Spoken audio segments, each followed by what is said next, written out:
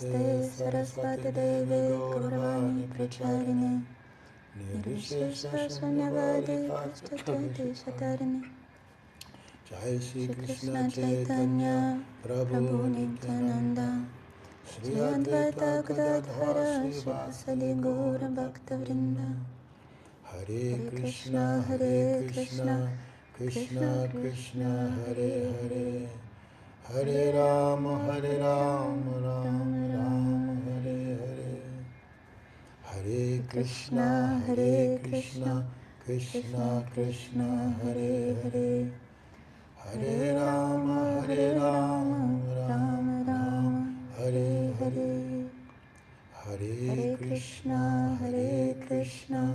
Krishna Krishna Hare Hare Hare Rama Rama Rama Hare Hare.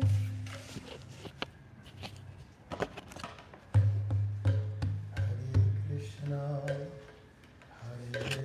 Krishna, Krishna Krishna, Hare Hare, Hare Rama, Rama Rama,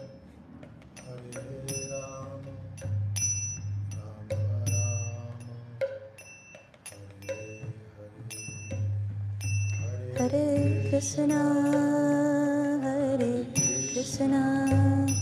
Krishna,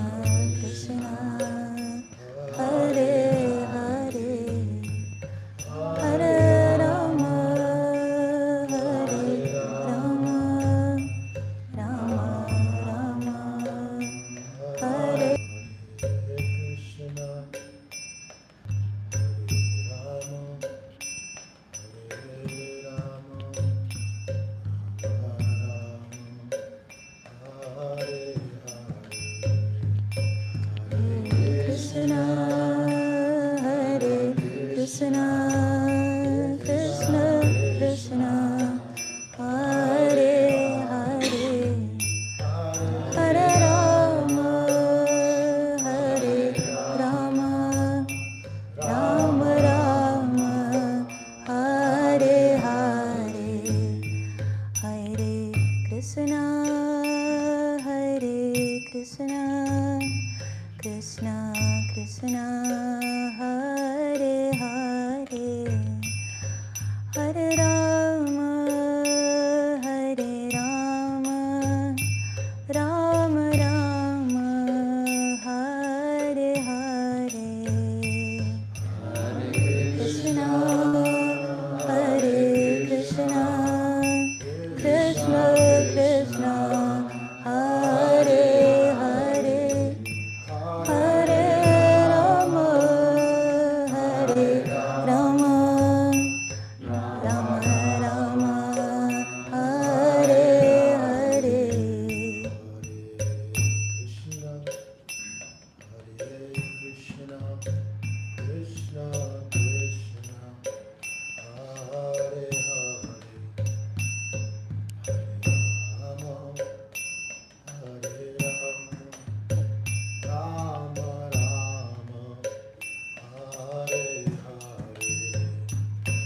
Hare Krishna, Krishna Krishna, Hare Hare, Hare Rama, Rama Rama, Hare Hare. Hare Krishna, Krishna Krishna, Hare Hare, Hare Rama, Rama Rama, Hare Hare. Hare Krishna, Hare Rama, Rama Rama, Hare Hare.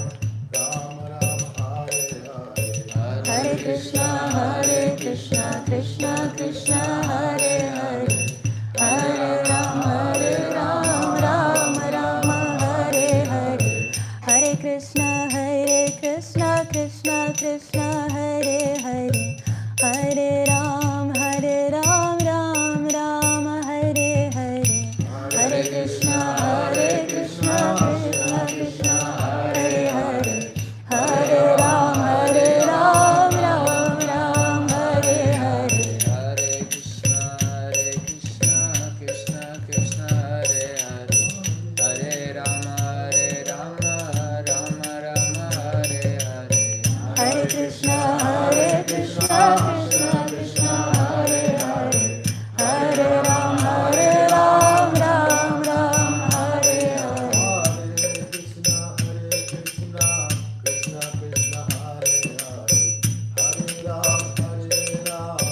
Ram Ram, Hare Hare, Hare Krishna, Krishna Krishna, Hare Hare, Hare Ram, Ram Ram, Hare Hare, Hare Krishna, Krishna Krishna, Hare Hare, Hare Ram, Ram Ram, Hare Hare, Hare Krishna, Krishna Krishna, Hare Hare, Hare Ram,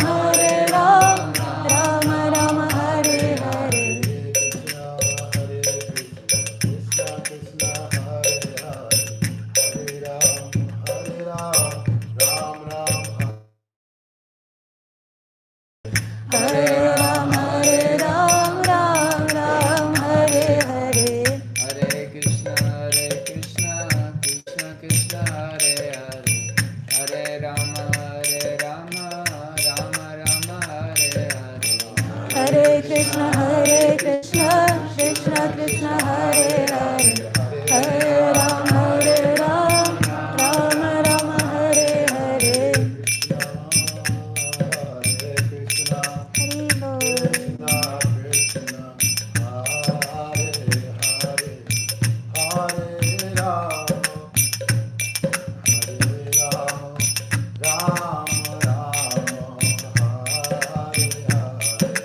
Hare Krishna,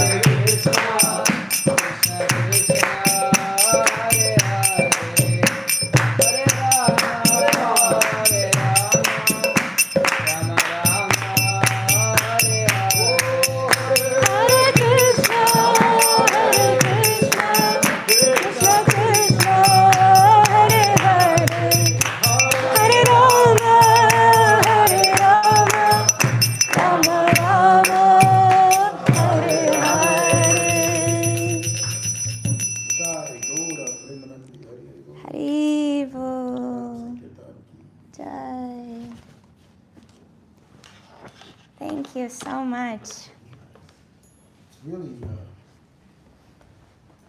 such a wonderful thing. It's such an interesting thing that as human beings, historically, they got together and they did things like they would just chant and dance and as a spiritual practice. What a beautiful thing. So thank you all. It's really nice to hear each other and to really support each other in our endeavors to serve one another better. I'm gonna go. What? I'm gonna sit in the back. I don't wanna. You're not gonna give class with me? Yeah, man.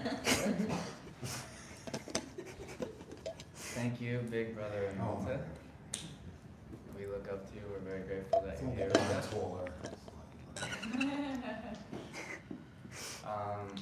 So yeah, thank you again all for joining Soul Talks. Again, we're without a microphone, so please, for those of you who arrived a little late, come closer so you can hear, unless I figure out the mic situation. Tonight, our Soul Talks will be given by Champaka. Champak grew up in the Bhakti tradition in Moscow. So been practicing this, imbibing the teachings for a very long time. She also studied psychology, so you'll kind of feel that in most of her talks, especially this one. So Bhakti Center's been her home for the last 12 years or so. You can pretty much always run into her, so if anything strikes you during this class, you can follow up with her in the halls, or after the class. We're serving free dinner afterwards, so please stick around and we can discuss the contents. Not of the food, the contents of this class. Yes. Or the food. So yeah. I do this just to make friends, so please do. Yes. So please, yeah, tuck in. It should be a very nice class. Thank you, Champak. Thank you so much. Thank you. So, no. Not necessary. Very grateful for the opportunity to share something. It gives me an enormous sense of purpose to pay forward the knowledge that I receive from my teachers. Ask blessings of my seniors, who's in the form of Ananta, to please, no, not just that. But yeah, we have our senior leaders here at the Bhakti Center who always empower people like me. Small prayer. We already did some invocation prayers, but we'll start with this one, which is a prayer to Guru, and you can all see the translation. And if you can read the Sanskrit with me, you please welcome to do so. Om Ajnana-timirandasya Jnananjana Shalakaya Chakshurun Militam Yena Tasmai Shri Gurave Namaha. I offer my respects to my spiritual master, who has opened my eyes, which were blinded by the darkness of ignorance with the torchlight of knowledge. And I'll also say a prayer to our beloved Srila Prabhupada, our spiritual teacher, the guru of my guru, because without him I wouldn't have a chance to understand anything. Namo Vishnupadaya Krishna Prishtaya Bhutale Srimati Bhaktivedanta Swamini Tinamine Namaste Saraswati Devi Gauravani Pracharine Nirvishesha Shunyavadi Pashtatya Deshatarine. Okay, so thank you everyone and welcome again to Soul Talks. I came up with this enticing title. I don't know how enticing it is, but I try to be cheeky to get you to come. But this topic is very practical today, so it won't be so much a class, but it's going to be very interactive and reflective. In the Bhagavad-gītā, the main yoga text, as a lot of you know, quite a lot of time Krishna dedicates to this topic we'll discuss, which is the three modes of material nature, what this material world is made up of. and how to apply this knowledge in our lives in order to be happy. So a lot of what I'll be referencing today is from the 14th chapter of the Bhagavad-gītā, which Krishna starts with this first verse. Shri Bhagavan Uvacha Param Bhuya Pravakshyami Jnananam Jnanam Uttamam Yagyatva Munaya Sarve Param Siddhim Ito Gataham. So Shri Bhagavan means Krishna, God. Uvacha means says. Param Bhuya Pravakshyami. Pravakshyami means I shall tell. And Param means the highest, the supreme, the best. Bhuya means wisdom.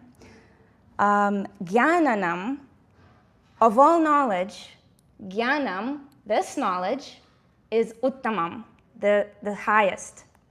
Synonym with Param. So again, this is the highest knowledge. Then Yagyatva Munaya Sarve. Munaya, we know the word Muni means sages, the Munis, that know this knowledge, that Gyatva, the same root, to know. Param Siddhim Ito Gataha. They attain, again, Param, the highest Siddhi. Siddhi sometimes refers to mystic powers or perfection. So, okay, how many times do we have highest, highest, highest in this one verse? So Srila Prabhupada translates this verse as the Supreme Personality of Godhead said, again I shall declare to you the supreme wisdom, the best of all knowledge, knowing which all the sages have attained the supreme perfection. Wow. I have goosebumps, like, what is he gonna say? When God starts off like that, what do we kind of expect after this type of statement? What comes to mind when, yes? I just feel like if I learn with the knowledge, I'll have pure bliss. Like if I learn with the knowledge, I'll have bliss. Yeah, okay, so something that will lead me to bliss, okay. Any other thoughts? What might come after this? A really good secret. It's a good secret. Really good secret. Yeah, I think so too. So I'm on the edge of my seat. Any other thoughts? It makes me think about, I feel like when I first read this, I feel like it connected to that longing that I have, the reason why, I read sacred scripture and want to be in these environments. There's just like this longing to kind of so when I read it, I'm like, oh, okay, maybe he's about to drop that. Yeah. I'm like wanting or seeking or, yeah. Yeah, this topmost secret that I'm after, that I'm longing. Mm-hmm. Yes. So something super high has to be. And one might even say something super esoteric. Like maybe it's something about our relationship with God, or maybe it's something about the intimate love between God and his devotees, or something high like that, right? But here we have a chapter that's fully dedicated to the material world and the energies that it's comprised of. Why? Why is it called the supreme knowledge? And it's all about this material world. And Srila Prabhupada explains that this is the highest knowledge because it's so practical for those that are here, for all of us. Because it gives us the vision, the spiritual vision to see past the obvious tangible things. And thus it allows us to transcend this. So to transcend something, we need to first notice it. We need to first see it, right? So this knowledge is going to give us these glasses with which we can see the truth, like in the classic yoga movie, The Matrix. You have to first realize that you are actually living an illusion, and then you can escape. So this knowledge is so helpful not only to the spiritual seekers, actually, but this knowledge is super practical even for just being as happy as we can possibly be in the material world, even if we don't have any goal of spiritual realization. So why does God give us this instruction manual of being happy in the material world? And we'll quickly cover why we got here in the first place. So just to kind of build a logical understanding. So according to the yoga philosophy, the living entity got the desire to be the controller and the enjoyer in our own little world. Thanks, Chelsea. I appreciate my picture. To enjoy and control things without God, without our source, without Krishna. Actually, we are parts and parcels of the divine, but in order to engage in loving relationship with each other, we are also separate. So we're part and parcel, but we're also separate to facilitate that love. And because we're separate, we also have free will. Because without free will, what kind of love is it, right? We need free will to choose, do I love you, do I not love you? Otherwise, it's not really love, if it's forced. So the living being, you and I, we got the desire to be separate, to be on our own, in a sense, in the center of my world, and have others kind of serve our desires. And this desire of ours, it created the material world. So it created the need for the material world. And God creates this perfect place for us to facilitate this desire. And he engages his potency, his illusory potency, Maya, to facilitate this illusion that I am my own little God, and I am my own little controller and enjoyer. And this Maya, this illusion, also hides God from us because we don't want to see. So she creates that. But she's actually a servant of Krishna and a devotee of Krishna.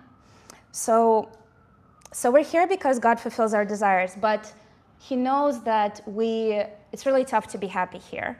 So he doesn't just leave us here and, try to figure out what to do and just suffer. But he gives us instructions on how to actually be okay, kind of more or less to control and enjoy to an extent, but to live according to the laws of the laws of the cosmos, of the creation, so that we can live in harmony with one another and have some sort of happiness. And actually, majority of the Vedas, majority of the scriptures from the East, it doesn't contain anything about God. It just tells us ways to have a kind of a clean and happy existence in harmony with the world. But there's another kind of purpose, is to help us return back and remember our original position, which is together with God, and return back to Him. And and everything in this world facilitates both of these things. And in order to facilitate both of these purposes, God gave us three things. And He comes Himself as avatars, as Lord Chaitanya, as Krishna, as Lord Ram, Lord Buddha. We have all these avatars where God comes Himself to earth to tell us spiritual knowledge, to get us back, basically.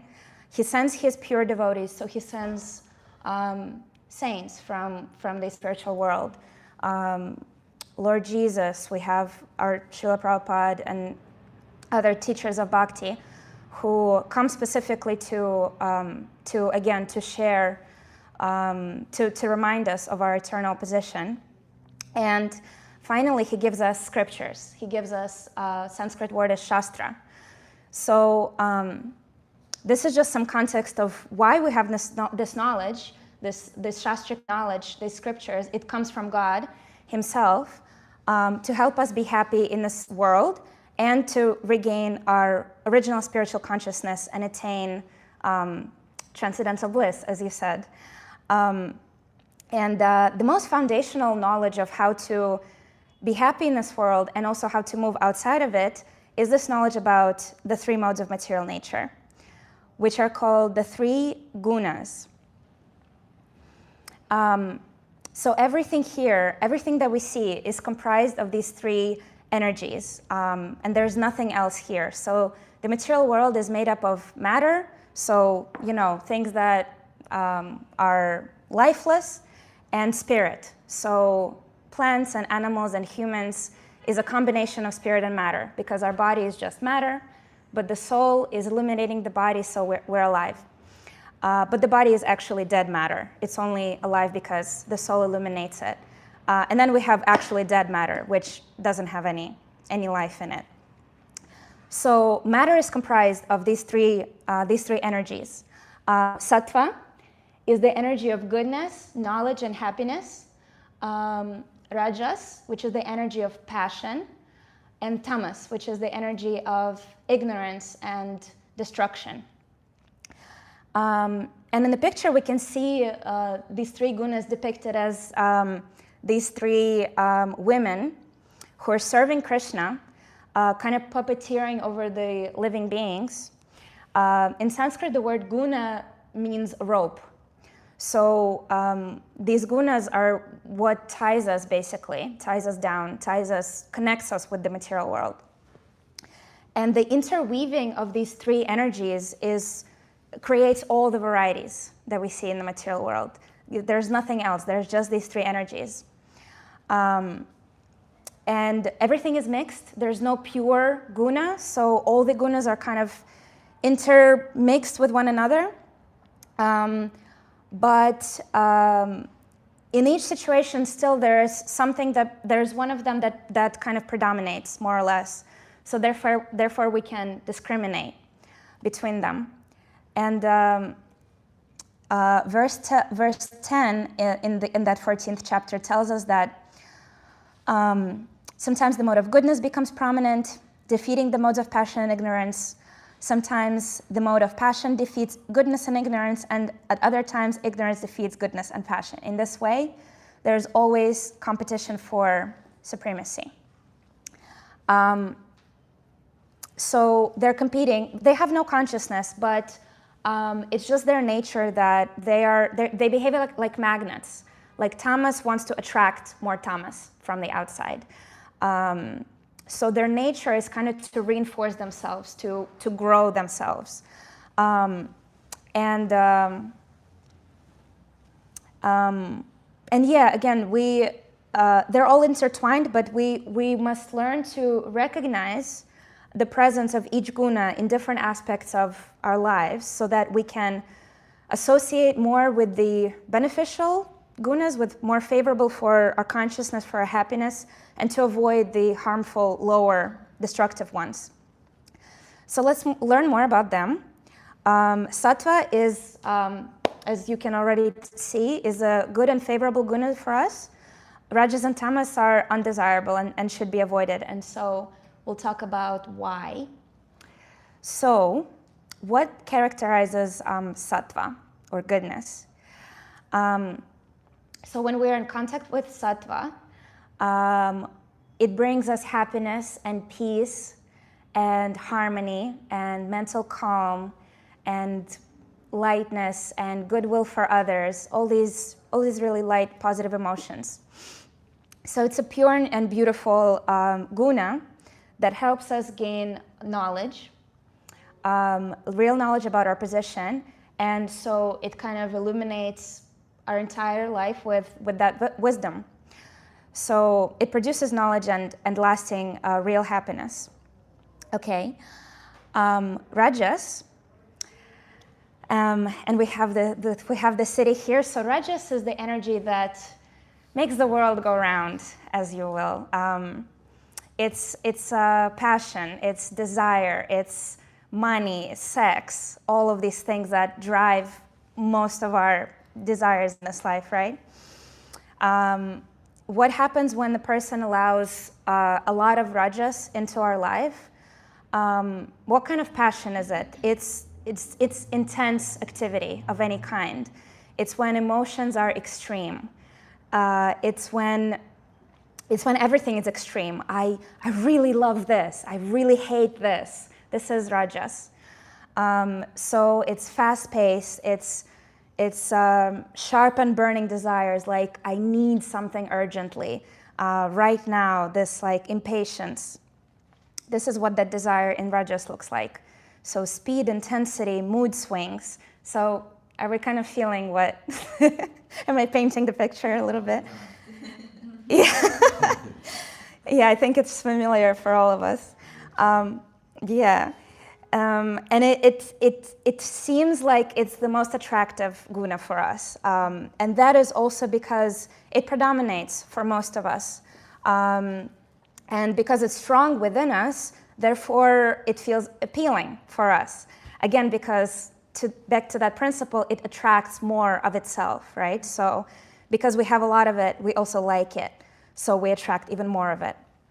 And meanwhile, when we talk about sattva, that goodness, it may feel boring. It may feel from the outside, even though a person in sattva guna is truly happy, but for those in rajas,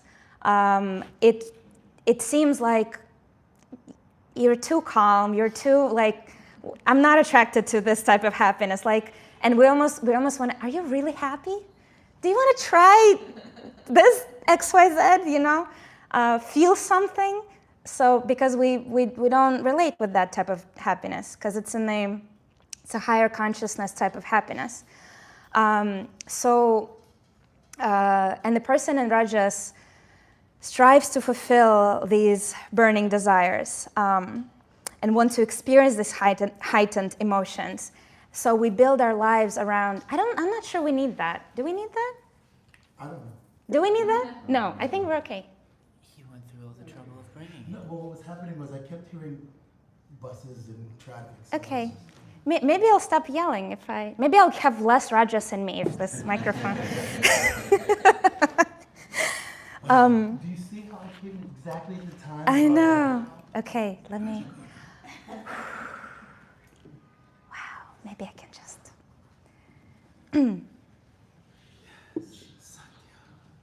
Okay. So yeah, if this predominates in me, then I look at someone in the sattva guna. It feels like I don't want that type of happiness. You're too calm. Your life is boring. And what's the, no, thank you. So we do everything we can in our lives to fulfill these burning desires we have. And we do everything to experience these heightened emotions. And we build our entire lives around achieving these things that we're after. And in and of itself, it doesn't sound so bad. But we also know from the Bhagavad-gītā, another important law, that unfortunately, too much rajas inevitably leads to tamas. And that's just the unfortunate truth. So then what is tamas? So tamas is this dark and heavy guna of ignorance, which covers the person's consciousness with illusion and forgetfulness and, darkness. It makes us lazy, apathetic, angry, and dull, and it covers the intellect as well, so we're not able to make sound decisions anymore. Makes the mind just heavy and slow, and a person finds it difficult to even function at all sometimes, and lacks energy and loses desire for most things outside of just the desire to kind of be left alone and not even feel. So very, very dark energy. Laziness, sleep, pain, fear, depression, degradation, all these belong to tamas. And so again, if we cultivate rajas, we prepare ourselves for tamas, which is not always obvious, but when a very simple example is like coffee, which is very rajas thing to do, right? So when I take coffee and it kind of builds me, it fills me with this energy to, get on with my day and do something. But inevitably, it has lows, right? It wears out, and I will end up even lower than I started. And that's just the nature of anything in Rajas. It feels good in the moment, but it leaves us more empty than before. So the more the person increased the guna of passion, so anything that's too much, right? Too much work, too much sport, too much sex, too much anything. The body just wears out inevitably. And illness will develop, and slowly the person will slip into tamas, and the senses will become dull, and we won't feel even that good anymore because we've just overdone it. So, even things that felt good before, now it doesn't even give us the joy that it used to. The mind becomes dull, the senses become dull, prana, the life force, kind of depletes, and the nervous system is exhausted as well. So dark times just inevitably begin. And what's really sad about this situation is we have almost no control over what goes on once we are in this darkness. It's very difficult to pull ourselves out. So we try to avoid too much rajas because we have control over that. We can avoid that, and we can invite more sattva into our lives. Because if we let too much rajas accumulate, then Bhagavad-gītā tells us you will inevitably end up in this very unfortunate state where there's not even enjoyment anymore. There's just there's depression. Okay, so this is very high level. We'll look at some examples, and we'll learn to recognize these gunas in everything. So now the fun part starts, okay? Before we get into examples, does anyone have generic questions about these? Yes? Is it possible to live without rajas? Can you just always be sattva? No, and in and of itself, rajas is not a bad thing because it's an energy of creation. It's an energy of activity. We need that to function, right? But it is possible to have a balanced rajas, to keep it at a level where it doesn't exceed, it doesn't drag us down. We avoid doing too much of anything and keep a harmonious, balanced life. And yeah, it's possible to avoid that bad side of it, but the energy itself is not a bad thing. Even tamas, sleep is the energy of tamas, and we need sleep, we need rest.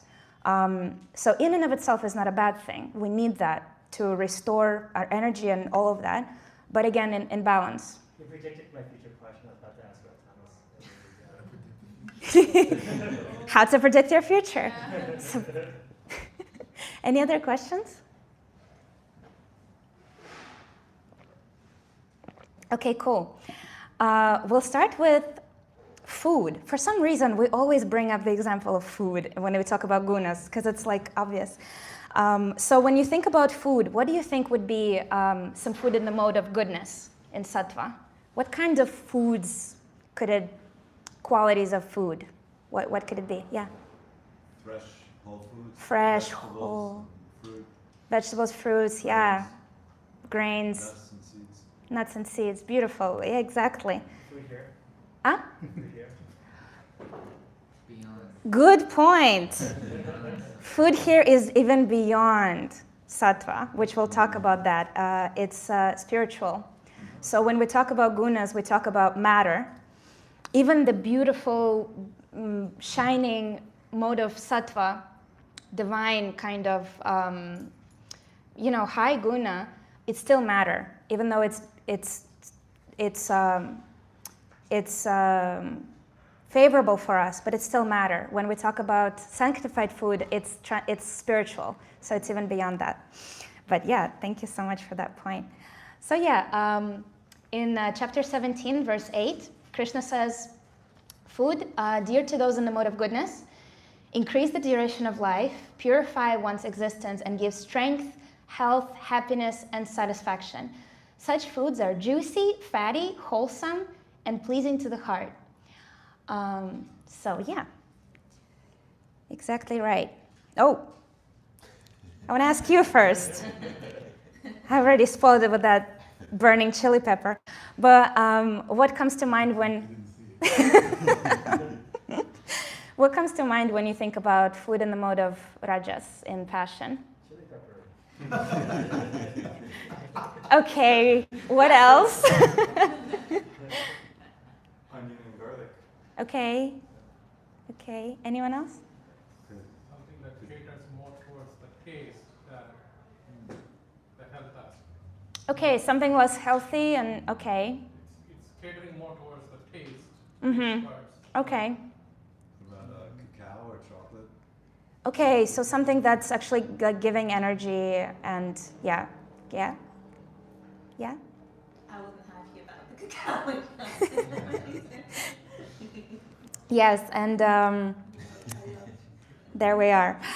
So Krishna says in next verse, in verse 9, foods that are too bitter, too sour, salty, hot, pungent, dry, or burning are dear to those in the mode of passion.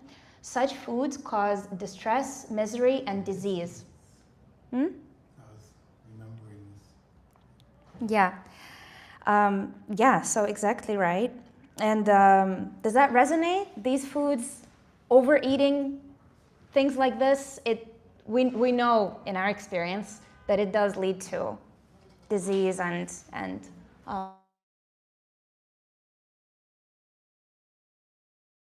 bitter, too sour, too hot, too whatever. We just remember too much of anything is, and finally, tamas. So what comes to mind? What kind of foods are we thinking in the mode of ignorance? Yeah. Like meat. Meat. Okay, so products of violence. Leftovers. Yeah. Yeah. Alcohol, dulling consciousness, definitely.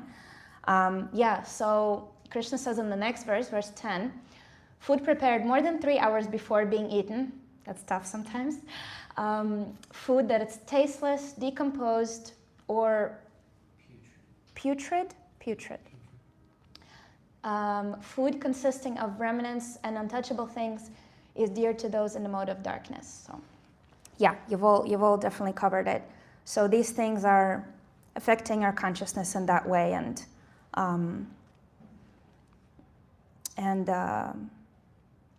yeah, very important too. Food is one of the most. I think that's why we always. You need glasses? Are those French fries? They're not any type of French fries. Not the French fries that you offered to Krishna. Oh.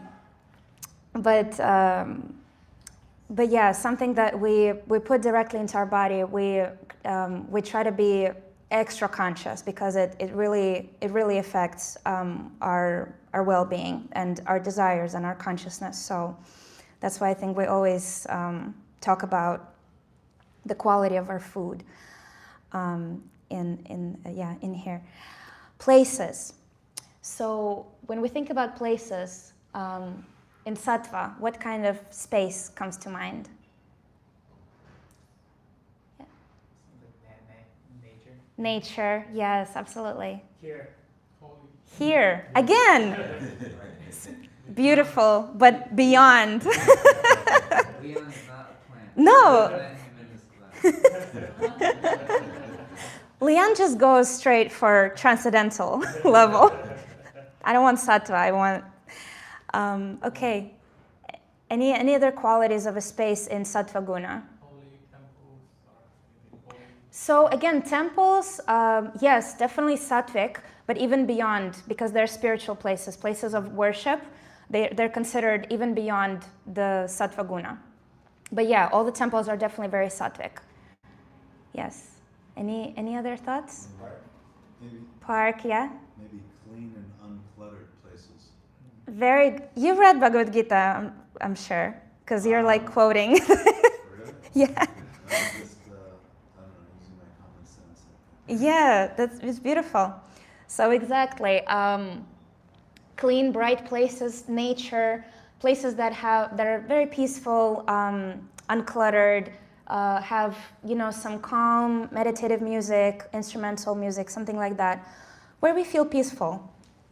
Nature, I think, is the best example of the most sattvic place, right, we can be. Rajas, what type of space comes to mind? Most of New York. Yep, definitely. Somewhere in New York City. What is Rajas? What is Rajas? The mode of passion. I'm sorry, some of this might not make sense because we covered some foundational aspects before, but in a few words, the three energies that comprise everything in the material world. Sattva is goodness and peacefulness and harmony.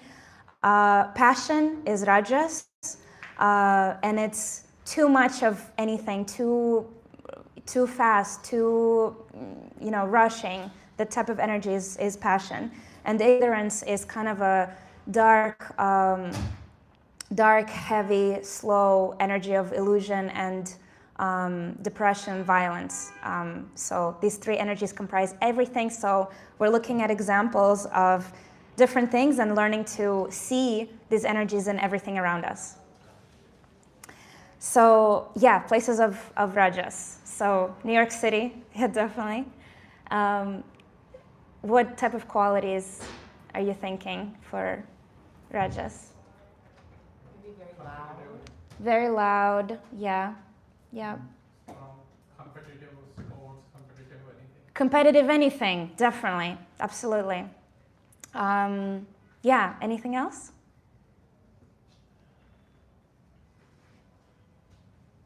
Wouldn't New York come in Sattva as well? I mean, depends on. Wouldn't New York be part of Sattva as well? So all three are everywhere. Right. So they're all mixed up. But we're learning to kind of discriminate which energy is predominant in such and such place or activity or food, so that we can make choices accordingly. But yeah, there's a mix of all three in everything. Yeah. So yeah, some examples of places of Rajas, passion. Loud. You've mentioned a lot of these: high productivity, high emotions, competitiveness, offices, right? Concerts, loud music, loud shopping malls, like pure Rajas, right? Anything of this heightened activity, heightened emotions.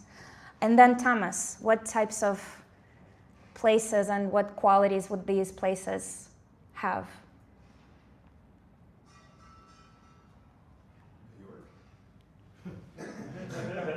Why? What quality of the? Huh? Exhibit A, rats. Okay.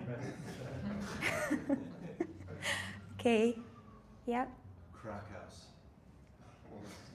Intense, but on point.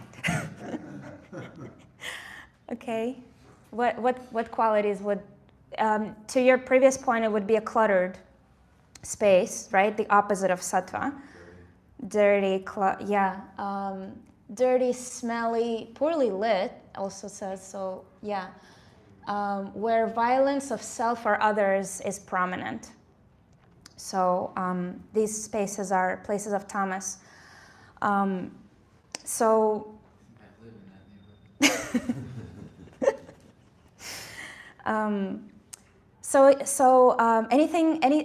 any reflections when we think about the places and analyze through this lens? Anything comes to mind? Yeah. So for me, I think all three of them are within myself. Right. Regardless of where it is, it's me who's there. Yeah. So if I'm seeing clutter, it's me. If I'm seeing hyperactivity, it's me. If I'm seeing serenity, it's me. So I think I'm the one who's projecting it. I'm the one who's putting it out there. Yeah. So I could choose. It's my choice, right? At the end of the day. So. Yeah, that's a very good point and beautiful realization. And also, we, even knowing that, we also realize that we have these external influences on us that are sometimes difficult to counteract, even though I might be aware that if I'm seeing the dirt, that's within me. But also, if I'm constantly in this tamasic place, it will inevitably have an effect on my consciousness. And I will start having desires, motives, and goals, and everything like that in accordance with the qualities of this guna, of this energy. So yeah, we definitely have control over of our perception, but also, having the sort of humility to realize that I am affected. I'm still affected. So we still try to avoid things that are going to have an influence on us. And sometimes we are not able to avoid, a shopping mall when, Christmas is coming and we gotta do what we gotta do. But at least we're conscious of it, and we're able to do something that counteracts that energy, or make decisions accordingly. So we're learning to just kind of observe and then avoid when we can. What about time of the day? What comes to mind what do you think is the time of day of sattva guna, the goodness? Morning. The sun first. Huh? Like when the sun first sets. When the sun first, rises. Sun first rises. Yeah, exactly. And it says even when the sun first rises and a couple hours before sunrise is actually the most sattvic. So we have our candle here, and it's very much easier to meditate in this time of early morning. And then as the sun rises and the energy of the day kicks in, we notice that the mind just starts going everywhere. We start getting text messages and emails and all sorts of things, and it's difficult to keep peace, to stay peaceful. So yeah, that's energy of sattva, early morning.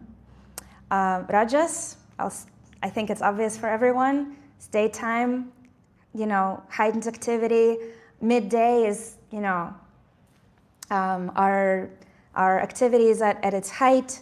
Digestion is at its height. Everything is at its height. So we're the most active during daytime, and tamas is evening and nighttime. So any reflections around times of day? Do you notice these things? Do you feel in your life that these energies in different times of day are affecting your mind and what you think and what you feel? Yeah. There's a saying that's often thrown around: nothing ever good happens after 2 a.m. And it's perfect. It's perfect. I love that. Krishna would probably say in the Bhagavad-gītā, nothing good happens after 7 p.m. unless it's a Thursday night kirtan. That's a footnote, a very important footnote. We have a kirtan night that you're all invited to on Thursday nights. And it's amazing, goes on until very tamasic time of day, 11 p.m. We'll talk about the transcendental aspect. Yeah. Yeah, but anyone else? You feel this? Yeah? I have a question. So is this how someone might feel their energy through the day, who's balanced and I guess living in accordance with the principles, or? No, it's we all feel this. Okay. We all to an extent, these things are influencing us whether we realize it or not. Right? So whether we realize it or not, we are going to feel the energy of ignorance at night, whether we sleep or whether we are partying or doing whatever else, we are influenced by that energy. So it's less about it doesn't matter whether we live by the principles or it's just anybody in the street. We're all affected by this. If any random person, any one of us, wakes up at 5 a.m., whether we choose to meditate or read or do anything, we feel the energy of sattva. We don't get the desire to start running around. It's a peaceful energy that, regardless of our motive, whether we have to run to the airport or whatever else we might have to do at 5 a.m., it is that peaceful energy that has an effect. Same, yeah. So does that make sense? Yeah, thank you. Yeah. Yeah. Any other reflections on? Yes. Sorry. Yeah. So for me, like, I feel more productive around this time. Yeah. So on 9, 10, 11, 12, 1. But I do feel myself like at 1, I'm winding down. I think it's time to just go to sleep or relax. In the morning, I'm at my loudest. Like, I'm dragging myself. Ah, okay. But I know, like, just by following some of the curriculum here and just following everything about meditation and how to be productive in life. So I try to change all of that. Okay, let me try to better, getting up 5 o'clock in the morning, 6 o'clock in the morning, Sorry, that's not working for me. No. Thank you for being honest. It's not working for a lot of us. That's okay. To me, something's wrong. I'm not following the product the right way. So in the morning, oh my God, it's one of the most dreadful times ever for me. No, it is difficult. Yeah, Manohar, you want to share something? Hey. Yeah? I wasn't intending to, but I did have fun. Okay. In response to that? Yeah. Okay. It's almost like when you have like a hamster wheel, and at first he's running in sync, and he's in line with his physical and like the rest of the world, but if he trips, then he starts flipping. You've seen that video. Yeah. So sometimes when we get out of sync, then we can feel a bit out of balance like that, where even though it's nighttime and although the body is normally supposed to go to sleep, you even tuned it to the rhythm. Yeah. And so that we feel that, I'm only meant to go at this later hour, even though it's not particularly that the way that hamster was meant to be run. Yeah. I'm very much like you. As an artist, I find that I become productive in certain hours, and I don't have a fixated schedule. Right. I agree. And so I often find myself up in the middle of the night and things like that. What I've noticed is that even in those moments where if I try to get more sensitive, you can see that there's a natural circadian rhythm that happens with the sun. It's very difficult for my digestion. It's very difficult for my digestion at night. Okay. And so it's very difficult for me to be asleep if lights are on and things like that. Yeah, me too. So there is a circadian rhythm.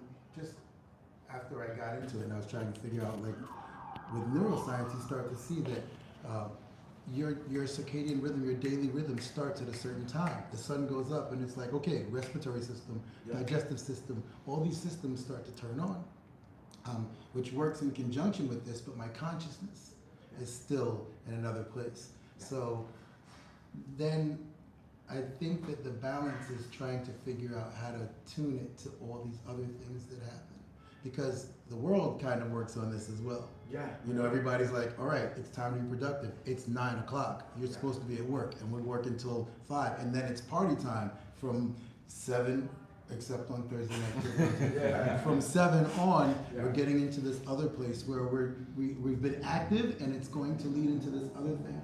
And then there's time that you're supposed to restructure and recalibrate, and then so everything is working according to this. Our consciousness, we can calibrate with it or not, and that has been a difficult thing for me as well. So I resonate with what you're saying, but then I've noticed that mornings are lousy for me because I'm not preparing myself for it and I'm not working in conjunction with it. Right. So for me, I kind of equate it to, I love chili peppers. I don't like the discrimination, but I love chili peppers. it's something that I do. I hung out with Bengalis, and they're like, "You want you?" Yes, I want you to interview. And then there's going to be an effect. Okay. Yeah. So I can tune my body and I can get used to it, but it's still there. So that's how I equate it. And I don't know if that helps, but that's how I feel the same way you do. Right. So, but okay, so I do like chili peppers, but I haven't tried it the way you have. But you know, in the mornings, I mean, I have tried to, like, you know, let's say, like I said, get up early morning, get in, you know, go work out, do anything productive, and get yourself situated for the whole day to come and deal with it properly. Yeah, but I'm regardless of that, by the time it's 4, 5, 6, 7 o'clock, it's like all of a sudden, bam, that's when I start waking up, regardless of what I do during the daytime. That's when like all my focus, my energy, everything comes in. Like right now, I'm hyperactive right now. But throughout the whole day, I'm just like dragging myself. Yeah. Now I'm gonna be like, you know, I feel do you. whatever you guys wanna do, you know. Like, if I play baseball, let's go do it. You know, whatever, you know, create something, let's do it. Right. There's, you know, this is like kind of in general, or like, you know, but there's animals, nocturnal animals, you know, they're active in the nights. So I mean, I'm assuming there's some humans, you know, somewhere along the line, that the circadian rhythm is all like perfect for our body in general, but then, you know, either society or demands or whatever makes them rewire their body in such a way that, you know, they some of them, you know, they sort of like go off the path. Yeah, definitely. So this framework is all about being aware of what affects our consciousness. So if we want the qualities of goodness in our life to be more predominant, of knowledge and peacefulness and lasting happiness and all these things, then we want to invite more of that energy into our lives through all these different things. So yeah, we can recondition. Hence, we're conscious animals. You know, we have a choice. I don't know if I'm doing it. This is spoiler alert or something. Are you going into transcendental, how to transform all this and how to utilize your consciousness in these? Within Not in too much depth today because we only have 10 minutes left. All right, just so Please turn the camera. A good idea about what you're saying is that the idea is to, if we can just tune them to how we can become most productive for our ourselves. Yeah. So if you feel most productive now, again, you just shift your balance. If this is when you can be most productive, then do the things that are going to bring your consciousness level up now. You know, and so that's, I didn't want to. Actually, that's the epiphany that I decided. You know, instead of me fighting with myself and Right. forcing myself to be more productive during the days, yeah, let's just be what it is. So just be more active, and when my consciousness is, you know, more empowered, less. Yeah. Sorry. Beautiful. No, thank you so much. Thank you. When we think about activities, we'll just go through a couple more examples. What types of activities come to mind? Solitude. Stillness and solitude. Okay, yes. Sattvic activities. Meditation. Okay. Again, could be transcendental. But yeah, definitely meditation. Cooking for other people. Nice. Okay. Service to others, cooking for others, anything else for others. Yes. Maybe reading. Reading. Yeah, absolutely. All spot on. So, yeah, teaching, studying peacefully. Anything we do peacefully. Cleaning. Krishna mentions charity without expectations of reward. Specifically, caring about others, yoga and meditation, anything without too much attachment. So any peaceful kind of, what about rajas? What about activities and passion? Making money. Making money, working. Working out. I thought you said something. Working out, yeah. Extreme sports. Yeah. Working out could be peaceful, but like killing yourself, yeah. Okay, rajas. Yeah. Anyone else? Eating peppers.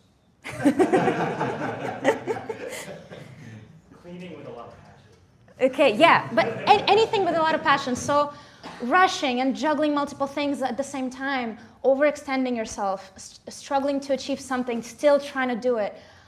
Anything where it's just too much effort, and we're still going after it. And we're not focused, and we're multitasking, and all these things.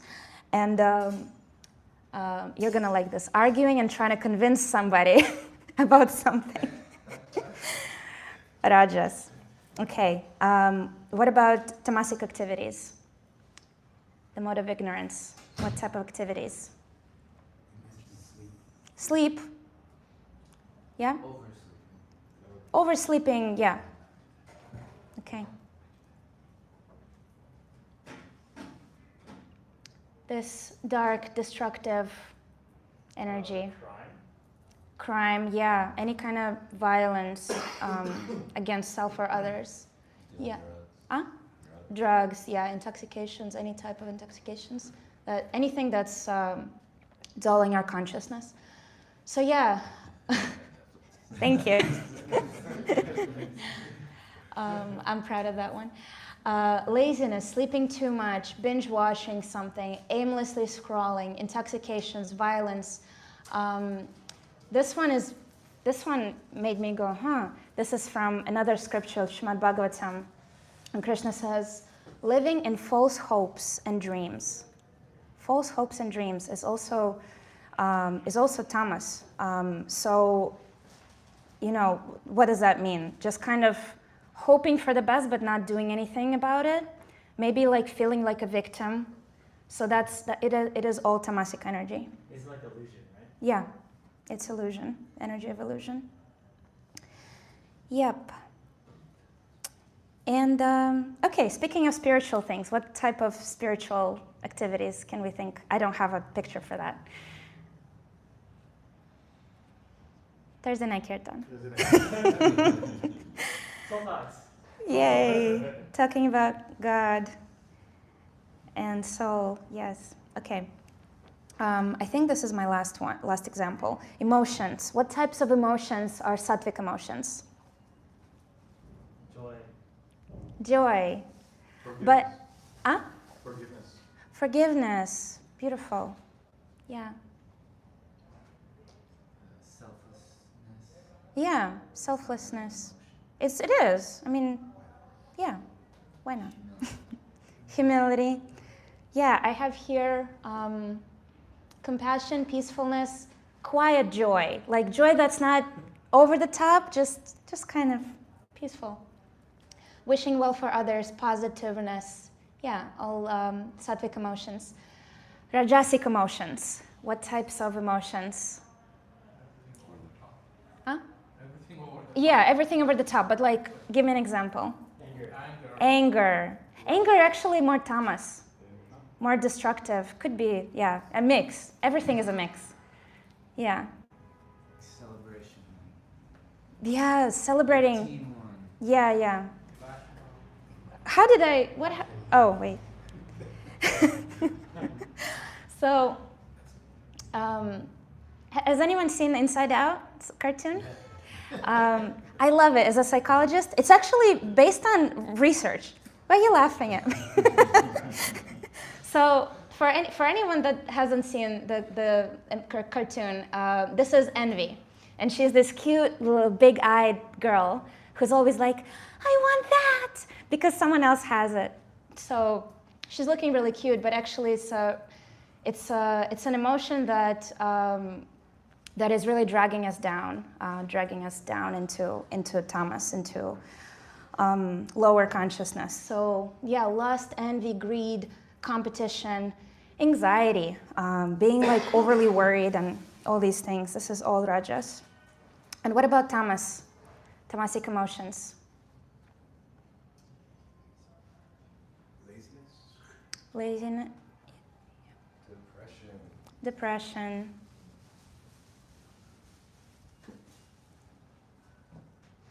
Feeling helpless. Helplessness. Yeah. Negativity? Huh? Negativity? If you're negative? Yeah.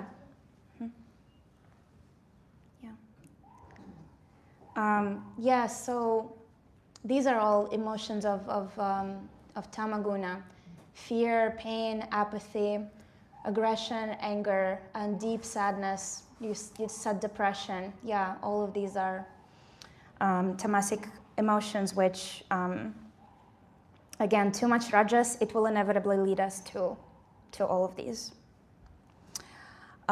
Okay, and this last one, motives and desires. What kind of motives? We already mentioned selflessness for goodness. So I'll just quickly put this. Yeah, so the motive to purify our consciousness, compassion, duty. Duty is a sattvic motive. A motive to grow and develop good qualities and skills, to help others. All of these motives are motive goodness.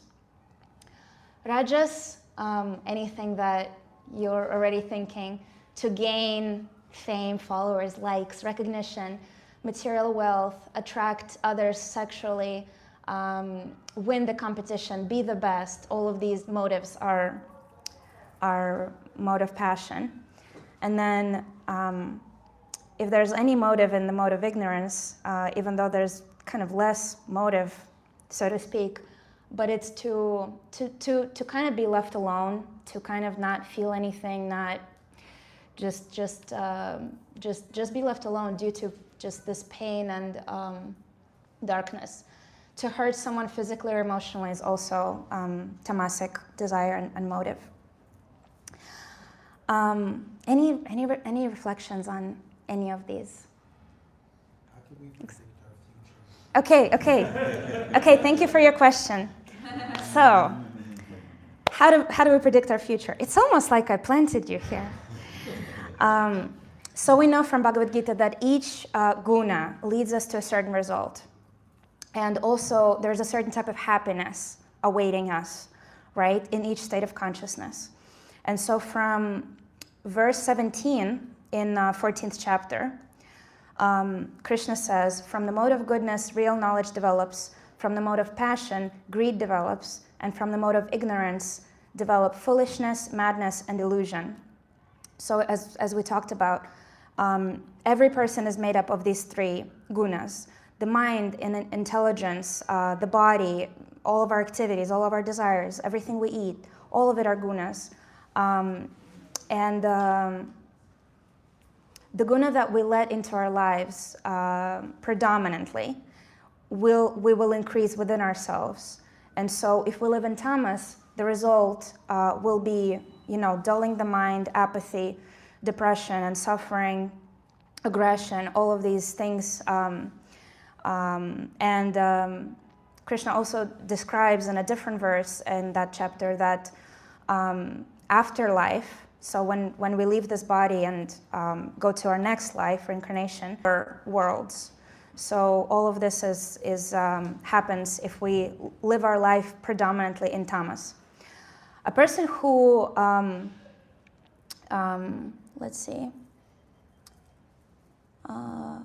person who practices rajas intensely and we increase it within us, we ignite this greed and competitiveness and envy, which is always associated with suffering, because inevitably we will feel the pain of harsh reality and disappointment that inevitably comes with these really strong attachments, and really wanting something badly will inevitably lead to suffering and disappointment.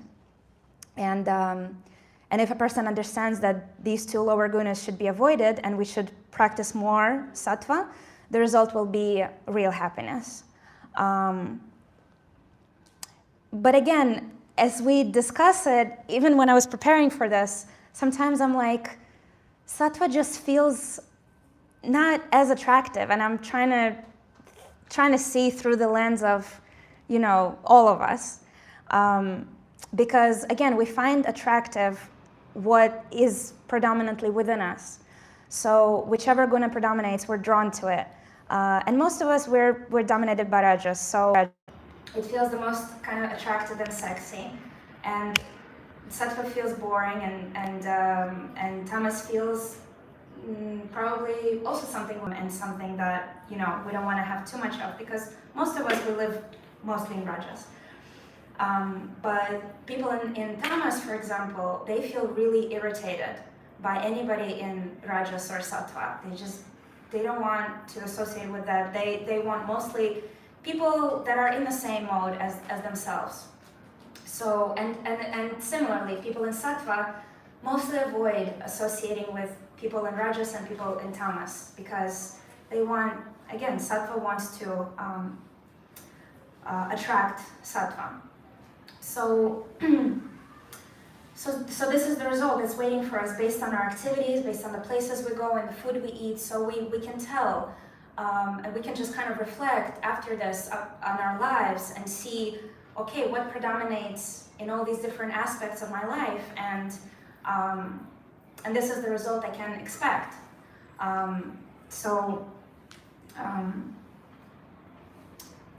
The types of happiness as well, I mentioned the 3 types of happiness also available in each state of consciousness, in each guna. This is from 18th chapter. Krishna talks about gunas in a lot of different places. In 18th chapter, verse 37, Krishna says, that which in the beginning may be just like poison, but at the end, just like nectar, and which awakens one to self-realization, is said to be happiness in the mode of goodness. Does that kind of resonate? Do you feel what Krishna's talking about? Why is it poison in the beginning and nectar at the end? Might be something difficult to, in the beginning until you learn it or become better at it, and then at the end it's something beautiful. Yeah, exactly. Spot on. Yeah, the next verse, mode of passion, that happiness which is derived from contact of the senses with the sense objects, which appears like nectar at first but poison at the end, so the opposite, is said to be of the nature of passion. Right, perfect example, as we said, any kind of intoxication, we may feel great in the moment, but there's always that really, really low, horrible state after. And that goes for not just something so obvious as something like this, but that goes for any activity in the mode of passion. May feel great, but we overdo it, and it just leads to emptiness and depression and loneliness and all these different things. And in the next verse, we may be surprised, but there is a level of happiness in the mode of tamas, in the mode of ignorance. And Krishna says that happiness, which is blind to self-realization, which is delusion from beginning to end, which arises from sleep, laziness, and illusion, is said to be one of the nature of ignorance. Ignorance is bliss, right? Yeah, exactly. And that's why who is drinking alcohol just all the time, they cannot. They don't see another option anymore. There's almost no choice at that point. So when we let ourselves, get sucked into these lower modes, then at some point we don't even see that there is a better quality of life for me. There is like joy that's on a different level. So we start to enjoy things that are, like Krishna says, it's not even joy. It's like suffering from beginning to end. But in that mode, we feel like I'm gonna try to enjoy whatever I have access to, and I don't even see a possibility of anything better for myself. So this tamas is, as I was preparing, I was starting to I was feeling really sad by this guna as well. Because I can clearly see that in that state, it's like it's not even your fault anymore that you're in that state. It was your responsibility, like when you could still choose, and you chose rajas, and you chose to overdo all these things and to drive your body and mind to the state. But now now it's not even your fault. Yeah, well, you don't see an option. So so this is why Krishna says, be careful of the lower modes. He's warning us. He says, it may look tempting. It may be like nectar in the beginning, but be careful because it will inevitably lead you to suffering. So please don't go there. So that's it. And the final point I wanted to make is that this knowledge is spiritual. And why is it spiritual? So we're talking a lot about matter. But why is it spiritual knowledge? Because it lets us see the subtle matter, something that's not so obvious to the eye, and go beyond it. So, even the beautiful, pure, shining sattva guna, the mode of goodness, is a great goal to have. But Krishna goes further and says, once you attain sattva, don't stop there.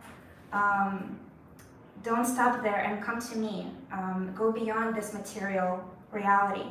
Don't just eat fresh, healthy, organic food. Also offer it to me, and then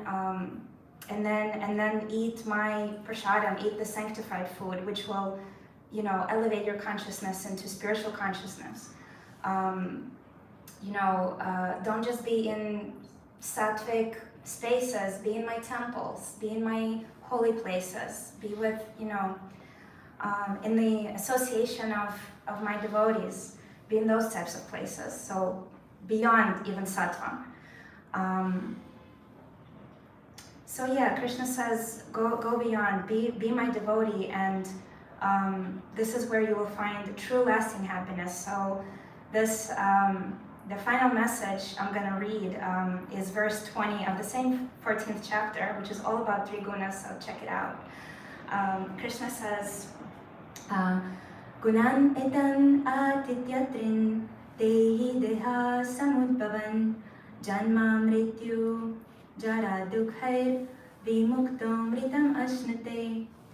When the embodied being is able to transcend these three modes associated with the material body, he can become free from birth, death, old age, and their distresses, and can enjoy nectar even in this life.